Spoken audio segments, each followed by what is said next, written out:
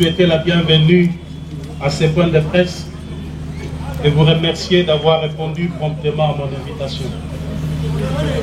Chers chevaliers de micro et de la plume, après un si long moment de silence et de méditation, à la suite d'une série de turbulences émaillées d'actes de sabotage, d'humiliation, d'ingratitude et même de calomnie subis en début de cette année, j'ai décidé ce jour de vous convier en vue d'annoncer à l'opinion tant nationale qu'internationale que j'ai initié une formation politique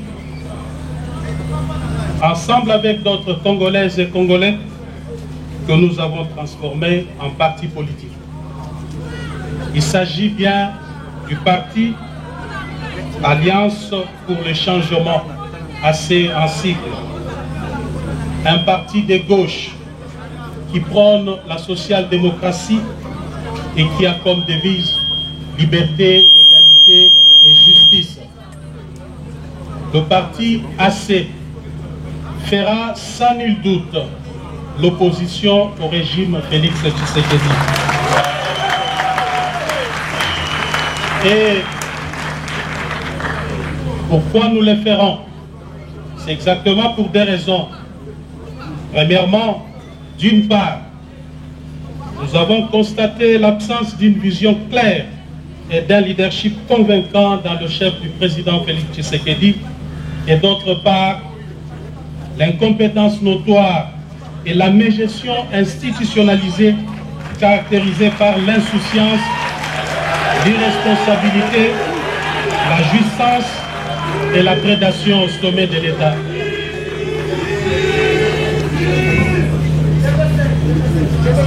Deuxièmement, le parti AC se veut une proposition d'une nouvelle offre politique que nous considérons comme alternative crédible à l'échec du régime Tshisekedi. Mesdames et messieurs, s'agissant de l'absence d'une vision claire et d'un leadership convaincant dans le chef du président Félix Tshisekedi, il est important de rappeler qu'en tant qu'acteurs, nous avons cru, comme beaucoup d'entre vous, que le parti de la gauche congolaise, fondé au prix de tant d'efforts et d'abnégation, sous la conduite du redoutable Etienne Tshisekedi Wamulumba, heureuse mémoire, et dont nous sommes incontestablement l'héritier idéologique, tiendrait son rôle d'opérer le changement profond en vue de bâtir un État pour sortir le peuple congolais de l'extrême pauvreté. Nous avons essayé en vain de rappeler à l'ordre jour et nuit celui avec qui nous avons pensé incarner la dite vision qui consiste en une gestion qui consiste à l'amélioration des conditions sociales de nos populations à travers une gestion orthodoxe de la chose publique, d'où la célèbre phrase « le peuple d'abord ». Hélas, à l'absence d'une vision claire dans le chef du président Félix Tshisekedi, pour faire décoller le Congo, nous assistons malheureusement à des tâtonnements et des essais-erreurs dans tous les domaines de la vie nationale. Aucun projet concret n'a été finalisé alors que les caisses de l'État saignent jour et nuit, en contradiction des principes sacro-saints et inviolables qui caractérisaient notre orientation politique en matière de gestion de la chose publique, dont le socle est la bonne gouvernance et la redevabilité. Les promesses irréalisables sont considérées désormais comme mode de gestion. Le mensonge, la manipulation comme vision de gouvernance, les détournements des deniers publics et la corruption comme mode d'exécution de projets. Tous les échecs constatés sont la faute des autres, une véritable fuite en avant et un mensonge d'État. Le Parlement de la République, temple de la démocratie, est désacralisé et devient le lieu à travers lequel le peuple assiste, contre sa volonté, à des scènes de règlement de comptes des traitements de sujets sans pertinence aucune est celle des théâtres de clowns politiques. Près de 4 ans plus tard, le système Tshisekedi est incapable de mobiliser les recettes à la dimension du Grand Congo et à l'immensité de ses ressources et richesses. En revanche, force est de constater que l'appareil de l'État se détériore et est devenu de plus en plus un club d'amis où les apprentis sorciers de tous bords exercent leur premier stage au sommet de l'État. Le peuple congolais fait au quotidien face à la montée vertigineuse des prix des denrées de première nécessité qui ont atteint leur instabilité sans précédent, alors que le gouvernement publie des statistiques de fois erronées et manipulées, vantées jour et nuit, ne reflétant aucune réalité des terrains. Quoi de plus ahurissant que de constater que le peuple qui constitue le fondement de la démocratie sociale et le policier qui devait bénéficier tout simplement de l'amélioration réelle de leur salaire minimum garanti reste toujours berné par des suppléments propagandistes, paradoxalement à leur panier de la ménagère, et sans repère ni soubassement dans le calcul de la base salariale. Il va sans dire que le gouvernement a abandonné sa mission principale. Le peuple est désormais face aux dirigeants irresponsables. L'absence des mesures rationnelles d'encadrement de la gratuité d'enseignement. Mesdames et messieurs, nous avons à son temps demandé la réduction du train de vie des animateurs des institutions. Cette réduction cadre avec la vision socialiste qui devrait guider toute action politique d'un régime dirigé par, entre guillemets, un tshisekédiste. Mais hélas, on a vu par contre la mise en place d'un système corrompu de kamikazes en enrichissement illicite, pillage et détournement des deniers publics. L'absence du leadership politique responsable au sommet de l'État a exposé le pays à une diplomatie de complexe et de complaisance sans anticipation aucune. Des multiples voyages diplomatiques n'ont réussi à convaincre aucun chef d'État et de gouvernement en faveur des différentes causes de notre pays. La situation d'insécurité à l'est du pays, dont les ennemis sont connus et que nous avions eu l'occasion de dénoncer les dangereux rapprochements en son temps, est la preuve éloquente que les déficits du leadership et des capacités à prendre des décisions fermes et courageuses en interne et vis-à-vis de ceux qui nous menacent pour apporter le soulagement à nos populations de l'Est tant meurtri et démontré. Les désastres qui prévoient actuellement dans la partie est de notre pays, plus principalement dans la province du Nord Kivu et de l'Ituri, relèvent de la responsabilité première du chef de l'État et de son gouvernement. Il est de rappeler que les dirigeants actuels n'ont entrepris aucune réforme de notre système de défense et de sécurité. Pire encore, les militaires et les policiers vivent dans des conditions exécrables. Depuis que M. Félix Tshisekedi est au pouvoir, vous en doutez, il n'a jamais songé à doter ne serait-ce que l'uniforme aux militaires et policiers. Si tel est le cas, que dirions-nous alors des armes et des munitions qui sont indispensables pour toute campagne militaire afin de protéger la population? Dans ces conditions, il est clairement établi que le système en place expose la République, le peuple congolais, ainsi que ses ressources naturelles.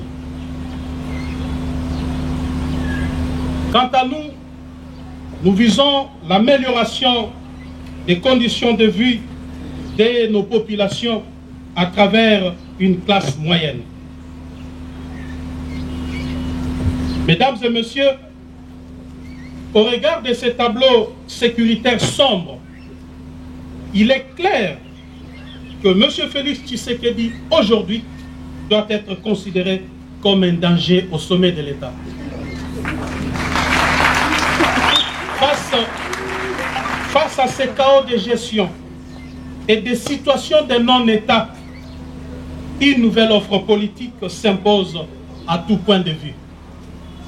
Cette offre politique que nous proposons à travers l'Alliance pour le changement consiste en la transformation de l'homme congolais, à la refondation de l'État, la mise sur pied d'un modèle économique et financier favorable au contexte congolais et à la révolution sociale à travers une gestion rationnelle et raisonnable de nos ressources et richesses naturelles.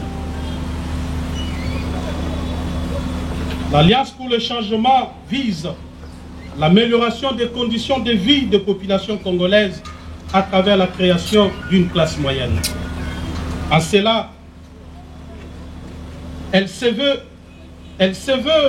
le champion de la pratique de l'équité, de la justice et du droit, de la protection et la sécurité sociale, ainsi que de la quête permanente du bonheur partagé, en réalisant un équilibre intelligent entre l'État, le patronat et les salariés, en mettant en œuvre des mécanismes nouveaux de redistribution équitable des richesses du pays et de contrôle des finances publiques, tout en luttant contre la corruption, l'impunité, les tribalismes, les trafics d'influence, le clientélisme, les népotismes et les laxismes béats dans la gestion de la chose publique.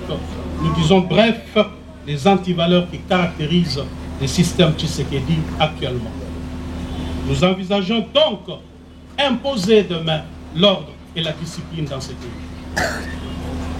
Aussi, l'Alliance pour le changement s'attellera à moderniser les méthodes de renseignement et de défense nationale pour faire face à la montée de l'insécurité dans la partie est de la République et à travers tout le territoire national, à former des unités d'élite et à renforcer la formation des jeunes aux valeurs citoyennes et au service national obligatoire, à réformer les systèmes de l'éducation et des institutions publiques sociales, à propulser l'agriculture, la pêche et l'élevage pour renforcer notre capacité d'autosuffisance alimentaire, à construire et à réhabiliter les infrastructures sociales de base, à promouvoir l'entrepreneuriat local en vue de booster l'émergence des petites et moyennes entreprises pour mener le pays vers l'industrialisation, à promouvoir le tourisme et l'art, à engager une diplomatie pragmatique de puissance et d'action, à réformer radicalement la justice et l'administration publique. Mesdames et messieurs, voilà en gros en quoi consiste notre vision. Néanmoins, nous sommes tenus de vous informer que jusqu'ici, le régime en place ne nous a pas encore délivré l'arrêté d'enregistrement pour nous permettre de fonctionner, alors que nous avons introduit la demande d'enregistrement de notre formation politique depuis le 14 juin 2022 au cabinet du vice-premier ministre, ministre de l'Intérieur. Il faut souligner qu'après examen du dossier, ces services l'ont déclaré conforme à la loi numéro 04/002 du 15 mars 2004, portant organisation et fonctionnement des partis politiques, et c'est depuis le 15 juin 2022, date à laquelle le récépissé de conformité nous a été délivré par les 10 services. Sur ces refus d'enregistrer notre parti, nous avons décidé de fonctionner désormais conformément aux dispositions pertinentes de l'article 14 de la loi sus-évoquée. Je cite: si à l'expiration du délai de 30 jours, ouvrable après les dépôts, les ministres est en défaut de décider, le parti politique est considéré comme enregistré. Les ministres est tenu de lui délivrer un arrêté d'enregistrement dans les délais de 15 jours. À défaut, les récépissés du dépôt tient lieu d'enregistrement. Fin de citation. À ce jour, nous sommes le 18 juillet 2022, soit 34 jours après le dépôt du dossier. Le parti est donc d'office fonctionnel au regard de la loi sous ses réserves. Mesdames et messieurs de la presse, l'organisation des élections périodiques, démocratiques, libres et transparentes est un gage d'une véritable démocratie car elle respire avec des élections périodiques.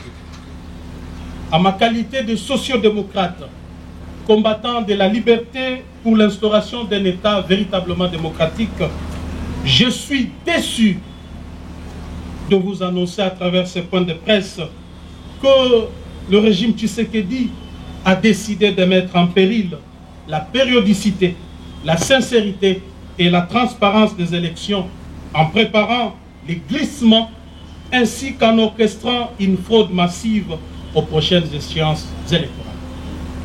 Le plan consiste en la création de plusieurs partis politiques mallettes dans l'entourage du président Félix Tshisekedi par les membres de sa famille et de ses amis, avec espoir de se voir distribuer des sièges à l'Assemblée nationale et dans des assemblées provinciales.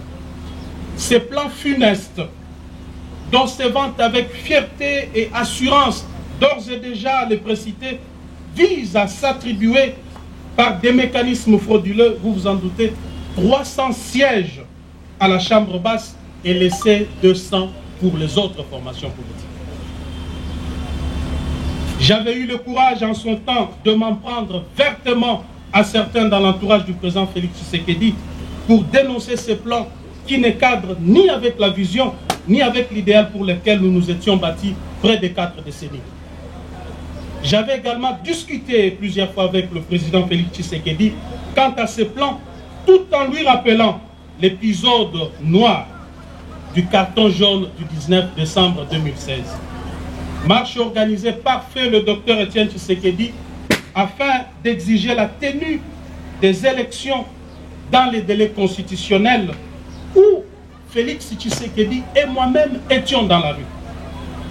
Ces jours-là, nous avions assisté à un carnage où plusieurs jeunes avaient péri la vie et le soir du même jour, le siège de l'UDPS avait été plastiqué et 7 personnes y périrent calcinées. Cet épisode sombre de notre histoire commune traduisait non seulement notre engagement à l'instauration d'un État véritablement démocratique, fondé sur les valeurs qui sous-tendent toute société moderne, mais aussi le caractère cosmogonique de notre combat au regard du nombre de victimes enregistrées dans nos rangs, que nous considérons à juste titre comme des martyrs de la démocratie.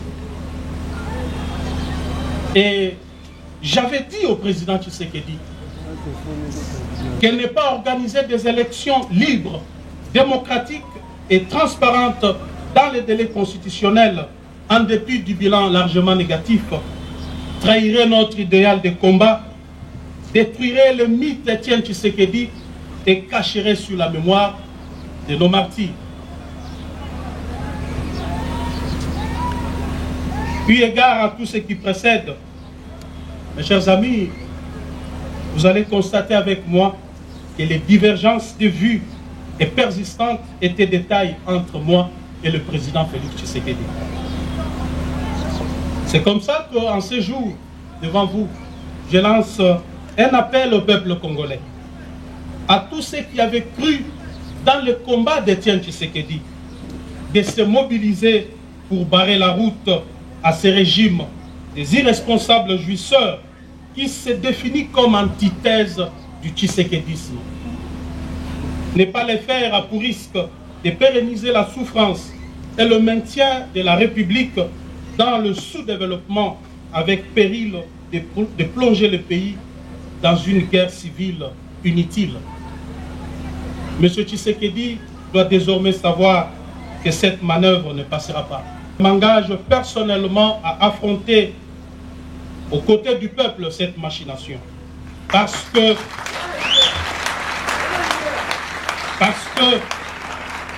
je considère le combat que je dois devoir mener désormais comme un tournant très important dans ma vie politique. Mesdames et messieurs, comme vous le savez, nous avons aussi assisté à la reprise petit à petit des tares de dictatures de triste mémoire. Le pays est en train de subir un recul démocratique honteux, des restrictions des libertés d'expression. Et le peuple assiste impuissant devant l'émergence d'une néomonarchie constituée d'une classe de mafieux fanatiques applaudisseurs.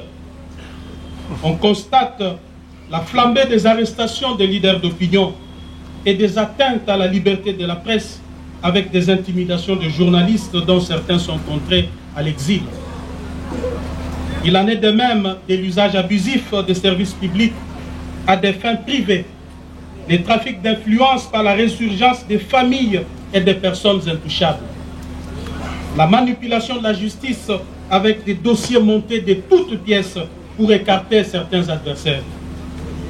Et cela, ce sont sans doute des antivaleurs qui, le signe prémonitoire d'une dérive dictatoriale qui se dessine. Pire encore, l'humanisation des services de sécurité est un contrat social conclu avec le peuple. Mais hélas, contrairement à cette grande attente, ils sont utilisés aujourd'hui comme outil de répression, d'intimidation et de rançonnement des opérateurs économiques et des investisseurs étrangers à la manière des régimes passés que nous avions combattus. Au niveau de la gestion de province, le processus de la décentralisation est battu en brèche par le pouvoir en place en y institutionnalisant un clientélisme et une corruption à grande échelle. Les institutions provinciales sont devenues ingérables et le développement local est impossible à atteindre avec les méthodes du régime Tshisekedi qui a converti les gouverneurs de province en filles et garçons de course, obligés de ramener des espèces sonnantes et trébuchantes à Kinshasa. Sous ces régimes, le peuple qui avait nourri l'espoir d'une nation, qui avait nourri l'espoir de voir une nation s'établir après la passation pacifique et civilisée du pouvoir, a vu renaître les sentiments du tribalisme et du régionalisme. L'opinion nationale est scandalisée de la reprise avec force de l'impunité dans notre pays, dont le corollaire est la consécration de la justice à double vitesse. Vous remarquerez sans doute qu'il existe désormais une catégorie de Congolais à poursuivre avec acharnement et une autre à protéger. Au regard de la situation chaotique dans laquelle est plongé notre pays par ce régime, il y a lieu, je suis convaincu, je suis plus que convaincu, que la page Félix Tshisekedi est désormais tournée. Quant à nous, notre responsabilité première sera celle de mobiliser le peuple souverain en vue de mettre fin à cette prédation qui s'est installée dans les institutions du pays. Il est temps de sauver le bateau Congo avant qu'il ne chavire complètement avec son commandant de bord qui les fait naviguer sans boussole ni repère.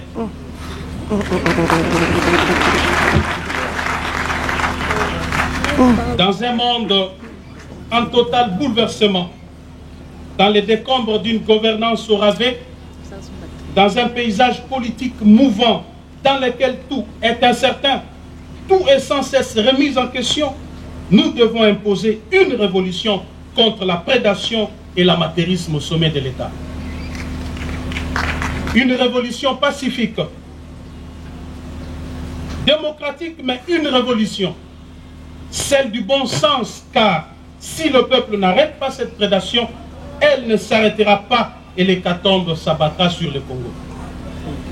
Parce que rien ne va de soi, que tout relève de l'anticipation et de la volonté, du travail et de l'ardeur. L'avenir n'est pas ce qui va arriver, mais ce que nous allons faire ensemble. Pour terminer, nous voudrions préciser que nous ne réglons des comptes à personne et nous ne comptons mener une guerre à personne. Nous ne réglons que des problèmes de la RDC pour laquelle nous sommes désormais résolument engagés. J'ai saisi d'ailleurs cette occasion pour remercier de tout cœur ceux qui m'ont soutenu pendant le moment de tumulte et d'agression injuste que j'ai subi. Toutefois, je dois leur rassurer que de tous ces événements, rien ne m'a ébranlé. En revanche, je les ai transformés. En énergie nécessaire qui m'aidera à faire face à l'adversité dans le nouveau combat que je suis appelé à mener désormais aux côtés du peuple congolais au sein du parti Alliance pour le changement. Il faut un nouveau leadership à tout prix pour la RDC.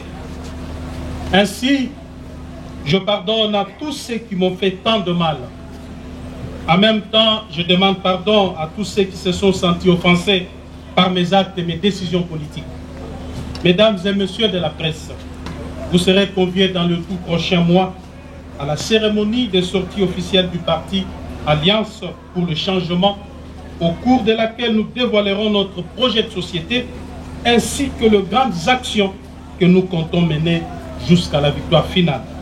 À présent, je me mets à votre disposition pour répondre à toute préoccupation liée à l'objet de notre point de presse de ce jour. Rachel Kitita pour Actu 30.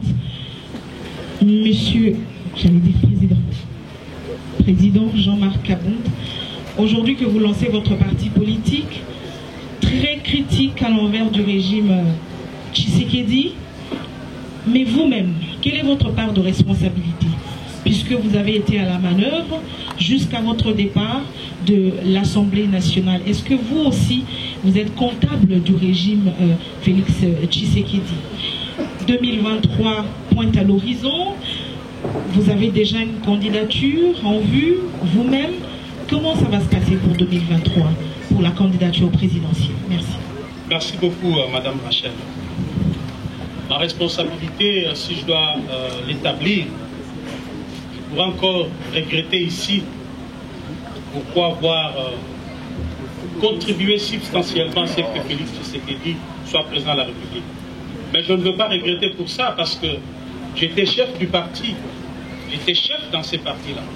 Étant donné que tout parti politique a pour vocation la conquête du pouvoir, son exercice et sa conservation, je suis tenté de ne pas regretter aujourd'hui pourquoi avoir consacré mes énergies et mes forces afin que l'UDP s'accède au pouvoir.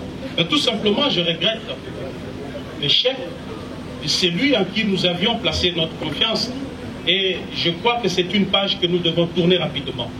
Mais pour tout ce qui reste, je crois que j'ai joué mon rôle.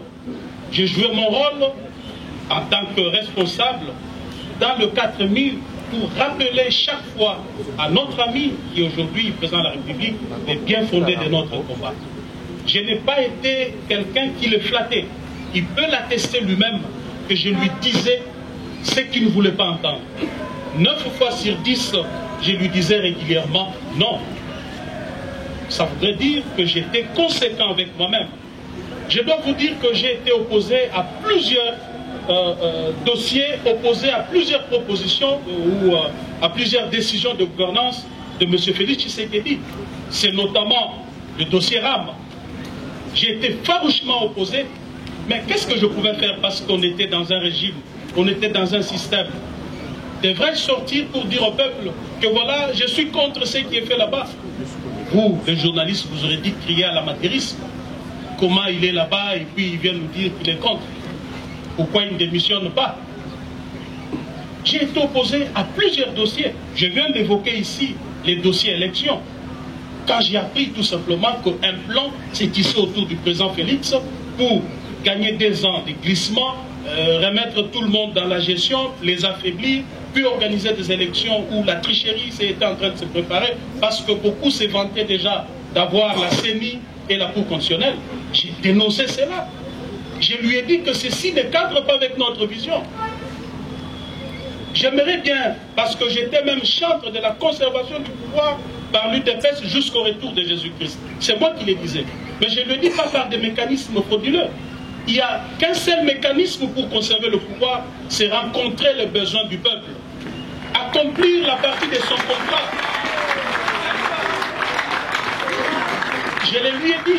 Je lui ai dit, Monsieur le Président, je suis actuellement chef du parti. Tout ce que moi je vous demande, donnez-moi le bilan aux prochaines élections. je vous donne une majorité. Mais s'il n'y a pas de bilan, il ne faut rien espérer. Je ne ferai pas de la magie. Je le lui ai dit. C'était en privé.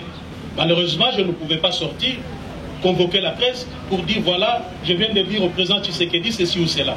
Madame, je crois que je sors de cette histoire avec une conscience tranquille pour avoir joué complètement mon rôle d'un véritable Tshisekediste. Et le fait même que j'avais décidé de démissionner, de quitter le pouvoir, est un signe clair que je n'étais pas d'accord avec la gestion du pays par Félix Tshisekedi, et par ricochet, je ne peux pas regretter quoi que ce soit parce que je n'ai aucune responsabilité à porter là-dessus. Par rapport à 2023, madame, nous venons de créer un parti politique. Ce n'est ni un parti de mallette, moins encore un parti qui accompagnera XY. C'est un parti qui a vocation, d'abord un parti qui est créé sur base d'une vision, une vision claire, d'un ancien opposant qui a été au pouvoir, qui redevient opposant avec toutes les expériences possibles de l'opposition et de la gestion. Alors, en tant que parti politique, notre objectif serait de conquérir le pouvoir pour concrétiser notre vision. Je vous ai dit ici que notre vision, je l'ai même résumée. Je l'ai résumée. Elle consiste en quoi? La réformation de l'homme congolais. La refondation de l'État. Nous considérons l'État comme la superstructure sans laquelle aucune société moderne ne peut être battue. Sinon, vous allez vivre dans une jungle comme on est en train de le vivre. Nous avons parlé aussi de la mise sur pied de modèles économiques et financiers adaptés au contexte congolais. Et enfin, nous parlons de la révolution du social des Congolais. Vous allez voir que le social du Congolais, que beaucoup de politiciens, de candidats présidents vont vous brandir demain dans leur campagne pour dire voilà, nous allons construire des routes, nous allons construire des hôpitaux, nous l'avons relégué à la fin. Parce que nous estimons, dans l'Alliance pour le changement, que la priorité des priorités, le vrai problème dans ce pays, c'est d'abord l'homme congolais, mais ensuite l'absence de l'État comme superstructure sur laquelle doit être bâtie toute vision, tout projet de société. Sans un État, rien ne peut être fait. Donc l'État que moi je suis en train de viser ici, c'est le Léviathan. L'État, c'est la force qui écrase tout. L'État, on ne l'affronte pas. L'État, on ne le défie pas. L'État n'a peur de personne. C'est la force. L'État couvre tout le monde. Les chefs de l'État, sa famille biologique, ses amis sont tenus par l'État. Il n'y a personne qui peut se substituer à la place de l'État ou être au-dessus de l'État. C'est ça notre vision. Nous estimons que demain, nous allons imposer cela. Vous avez dit tantôt que vous allez combattre ce régime. Vous considérez qu'il y a échec du combat que vous aussi vous aviez mené à l'époque. Est-ce que vous allez vous allier aussi aux autres qui sont opposants à ce régime pour pouvoir combattre ce que vous avez dénoncé ici comme fraude électorale? Merci. Merci beaucoup, madame, pour la question. Je crois qu'à ce niveau des débats, nous devons être prudents et même faire un petit tour en arrière parce que nous sommes en train, dans ce pays, malheureusement, de revivre l'éternel recommencement. Cet éternel recommencement voudrait dire quoi? Ceux qui sont au pouvoir, ils sont ennemis du peuple, et ceux qui sont dans l'opposition sont chuchotés par le peuple, portés par le peuple. Ils composent un attelage mal assorti. Dès qu'ils accèdent au pouvoir, du coup, ils deviennent aussi des démons. Ceux qui étaient démons au pouvoir hier, par manque de résultats de ceux qui sont au pouvoir aujourd'hui, redeviennent saints, et c'est un cercle vicieux. L'Alliance pour le changement voudrait casser ce cycle infernal qui plonge le pays dans le désastre. Ça voudrait dire quoi, madame? Ça voudrait dire que toute alliance sera basée sur une vision. Toute alliance sera basée sur des idéologies. Notre parti, je vous l'ai dit, c'est un parti socialiste, de la social-démocratie. Donc on voudrait bien savoir quelle est la vision politique de tel ou de tel, quelle est son appartenance idéologique, afin que nous puissions réfléchir sur ce que nous pouvons faire. Fermons pas la porte. Nos portes sont ouvertes pour des personnes crédibles, des personnes qui partagent les mêmes convictions que nous, des personnes qui ont la même vision que nous. Mais si tel n'est pas le cas, nous avancerons. Parce que vous étiez indigné, vous avez estimé que vous devrez contribuer à mettre un peu de l'ordre dans ces secteurs-là. Et ça vous a valu ce que ça vous a valu. Bon, je ne sais pas, aujourd'hui on se rend compte, honorable Jean-Marc Aboud, que ce phénomène en tout cas s'est accentué. Ces derniers temps, on a affaire à des mototaximens, par exemple, ils sont même à la base des accidents et ils se font justice. Dernièrement, il n'y a pas longtemps, sur la route de Palour, ils ont brûlé la Jeep de quelqu'un qui n'était même pas fautif dans cet accident-là. Je ne sais pas, au-delà des actions ponctuelles que vous menez à l'époque et qui vous ont valu en tout cas des déboires avec le pouvoir actuel, est-ce que vous avez vous-même et votre parti une solution pour mettre fin en tout cas à ces phénomènes qui est en train vraiment d'endeuiller beaucoup de familles et puis de terroriser pratiquement beaucoup de Congolais? Merci. Merci beaucoup. Vous avez dit votre nom, c'est qui? Jean Romance Mokolo. Merci beaucoup. Au fait, quand cet incident s'était passé, j'étais chez moi ici, j'ai passé en revue les tours des médias audiovisuels. J'ai vu comment les journalistes, leurs invités étaient en train d'analyser. Deux fois, j'étais surpris et choqué d'entendre ce qui sortait de la bouche et de certains journalistes et de certains politiques. Je me posais moi-même la question de dire, mais si je ne le fais pas, parce que 2023 approche, ça retombera sur moi en tant que chef du parti et un élément clé du pouvoir. C'est comme ça que vous m'avez vu, par exemple, dépassé par les événements. J'étais appelé à toucher à gauche, à droite. Ce n'était ni de l'arrogance, ni parce que j'ai manqué à faire. Mais aujourd'hui, que j'en ai assez parce que mes amis ne m'ont pas compris, je suis opposant. Je ne vois pas de solution à donner à cela, monsieur. Nous allons tous constater, malheureusement, avec le peuple, que le pouvoir en place est incapable d'imposer l'ordre et la discipline dans ce pays. Tout ce que je peux faire, c'est de demander au peuple de se mobiliser afin de chasser Félix Tshisekedi en 2020. Parce que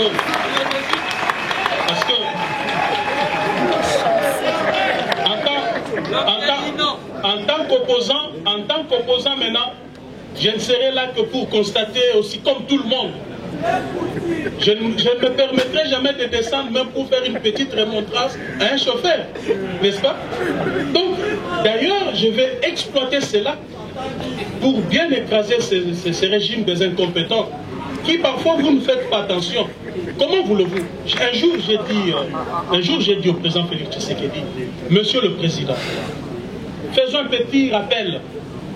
Notre leader Maximo, Feu Etienne Tshisekedi, il est élu Premier ministre, ou 2 fois nommé par Mobutu. Mobutu qui concentrait tout le pouvoir entre ses mains. L'armée, les services de renseignement, la justice. Mais M. Tshisekedi, à partir de chez lui, à la 10e rue, était capable de lancer un message, de dire, demain, tout celui qui a pris un bien de l'État, qu'il vienne le remettre. Et on a vu comment les frères à Mobutu, les Ngwandi, avaient peur de ces messieurs qui n'avaient pas tout le contrôle du pouvoir. Mais comment ça fait-il que l'UDPS maintenant accède au pouvoir? Il a tous les instruments de puissance entre ses mains. Mais nous sommes incapables d'assurer ne serait-ce que la circulation routière. Nous sommes incapables juste de mettre la propriété sur la voie publique, juste de curer les caniveaux. Il ne m'avait pas répondu. Il ne m'avait pas répondu. Alors, que voulez-vous que l'on fasse? Tout simplement, nous allons constater avec le peuple que le monsieur a lamentablement échoué et qu'aux prochaines élections, il soit mis